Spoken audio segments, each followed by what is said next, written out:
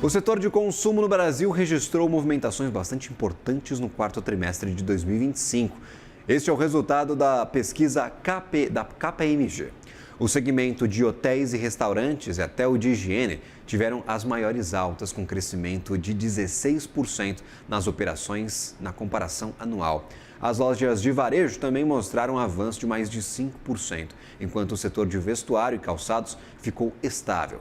O setor de embalagens recuou 60% e o de shopping centers registrou uma queda drástica de 81%. Para entender o que está influenciando nestes negócios, fusões e aquisições, Rodrigo Guedes, sócio da KPMG, eu gostaria de entender, meu caro, o movimento é coordenado? Tem alguns setores que estão muito aquém do restante do consumo aqui no país, é o caso do setor de shoppings. O que a gente consegue ler destes dados que vocês trazem na pesquisa, por favor? Olá, Gabriel, bom dia, obrigado. É interessante realmente quando a gente olha essas transações que aconteceram, né, em 2025, compara elas com 2024, a gente percebe claramente que aqueles segmentos que têm uma necessidade maior de capital, são mais intensivos em capital, eles tiveram menos transações, como é, por exemplo, o setor de shoppings, né, de embalagens, né, que tiveram aí uma redução bastante significativa. Já quando a gente olha aqueles setores que têm uma menor necessidade de capital, ligado ao consumo, mas que são mais, tem um componente de serviço maior, a gente percebe um crescimento, como é o caso, por exemplo, né, de hotéis e restaurantes e, em menor medida, no setor de varejo. Né? Então, é um pouco o que aconteceu durante o ano aí de 2025. Essas condições que você traz, elas são mantidas para 2026? Essa é talvez a leitura que vocês têm para este ano. Muda algo nesta perspectiva para fusões e aquisições? Eu gostaria de entender que fatores podem nos afetar ao longo dos próximos meses.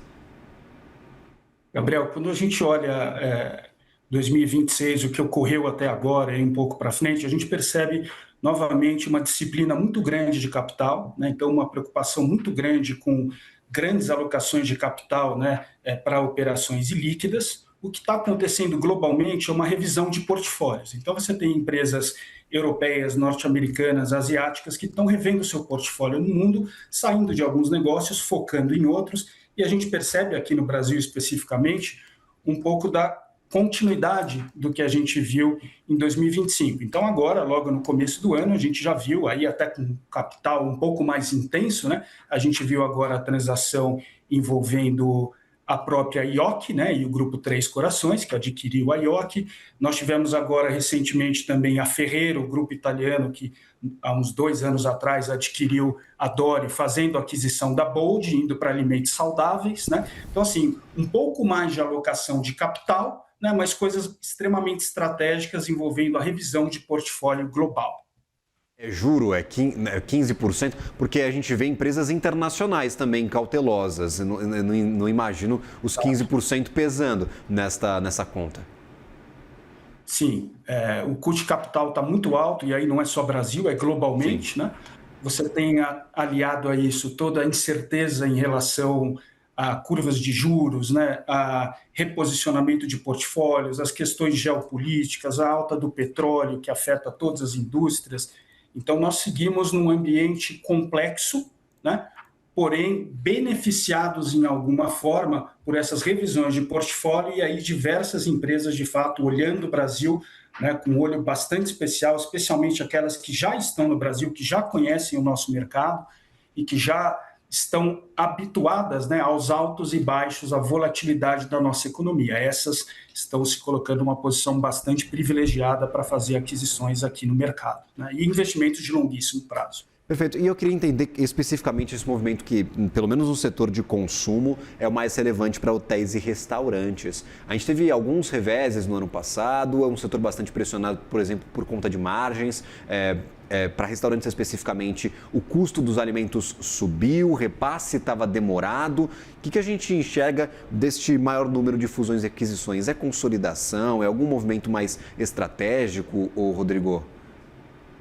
Basicamente, consolidação, Sim. resultado dessas revisões de portfólio, né, que eu mencionei. Então, grandes grupos que decidem, né, entrar ou sair em regiões específicas. Então, você percebe que, apesar de ser um setor que passou, né, por algumas dificuldades, ou vinha passando por algumas dificuldades, você vê os investimentos de longo prazo, de fato, acontecendo, né, por conta desses grupos que estão aí para ficar décadas e décadas e décadas, e começam a olhar, ok, como eu revejo o meu portfólio globalmente, aonde eu preciso reforçar a minha presença, né? E a gente sabe que, apesar de tudo, aqui no Brasil, a gente ainda tem muita oportunidade no setor específico. A grande dificuldade aqui são os grupos encontrarem o produto certo, né, enquanto hotel ou restaurante, para o público correto, né? Especialmente a nossa grande diversificação, né, geográfica. Nós temos aí 4, 5 Brasis dentro do Brasil, né? Isso dificulta um pouco a leitura dos grandes grupos internacionais, mas eu diria que é isso que justifica. O que mudou depois da pandemia? Porque a gente já tem um retrospecto aí de 6 anos e a gente viu muita mudança para hábitos de consumo aqui no Brasil. O shopping center mudou, as lojas de vestuário mudaram. Destes últimos anos, como é que a gente encaixa 2025 nessa história? Por favor, Rodrigo. Vamos lá. Os hábitos, não há dúvida que mudaram. Então, durante a pandemia, nós tivemos aí uma aceleração enorme, né, de toda a digitalização de negócios, inclusive, né, o próprio comércio, né?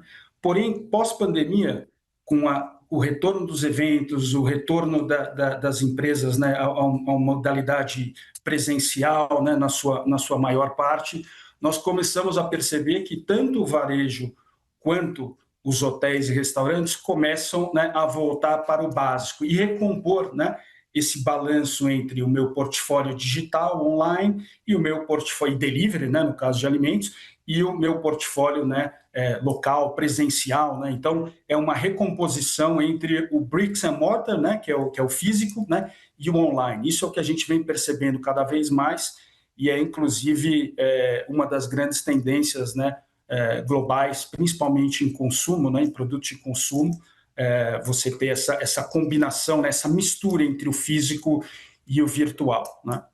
Estratégias omnichannel, digital, tem um monte de nome, né, para descrever esse movimento. O pessoal não quer acertar onde vai vender, mas quer vender de qualquer jeito, né, Rodrigo? Muito anglicanismo, né, no setor, mas sim, uma revisão também que está acontecendo entre o portfólio físico e o online. Então, alguns grupos decidindo reduzir determinada presença numa certa região para atender lá através do digital, aumentar em outra, porque ele entende que ali é um grande centro e que você vai ter, por exemplo, né, uma maior incidência do pick up and delivery, né? Na verdade, ali o click and collect, né? Você compra e depois você vai retirar na própria loja. Então, não podemos esquecer que o básico do varejo é você ter o consumidor dentro da sua loja, né? Então, esse é um grande apelo e isso está voltando, isso é muito bom e voltando com força. Agora mesmo, em 2026, a gente já teve mais uma transação, né, envolvendo aí varejo de moda, né, o Grupo Mauá fazendo aquisição aí da TES, né, que é a Vila Romana, né, e hoje aí numa outra dimensão, né, aí a questão do fundo Advent, né, se posicionando para potencialmente fazer uma aquisição de uma parcela da Natura, né? Perfeito. A Natura passou por um processo de investimento e desinvestimento muito rápido, né? Comprou muitas companhias, desinvestiu dessas companhias de forma agilizada, agora quer focar em América Latina, vendeu a Natura International no ano passado, inclusive por valores apenas simbólicos para essa realização da operação. O que você enxerga, pelo menos de forma geral, assim, para essas marcas brasileiras que tentaram um movimento de internacionalização e tiveram de ser enxugadas logo em seguida, meu caro? Eu acho que foi resultado, Gabriel, foi resultado de uma abundância, né, de capital muito abundante, muito barato, né, e, óbvio, a pressão competitiva, né, cada vez mais dos estrangeiros também vindo para cá e os portfólios globais. Então, as companhias brasileiras, não há dúvida, têm que fazer o movimento de internacionalização. O ponto todo é que eu acho que logo veio, né, um choque aí de juros, um choque de consumo, e aí essas companhias agora têm que, na verdade, fazer aqui o back to basics, né? Então, voltar para o seu negócio core, dentro dessa, por isso que eu estou repetindo muito aqui essa questão da revisão dos portfólios, né? Isso é o que está movendo muito hoje o setor global, né, em fusões e aquisições, é muito isso. Os grupos voltando para aquilo que é core, que é chave para eles, né?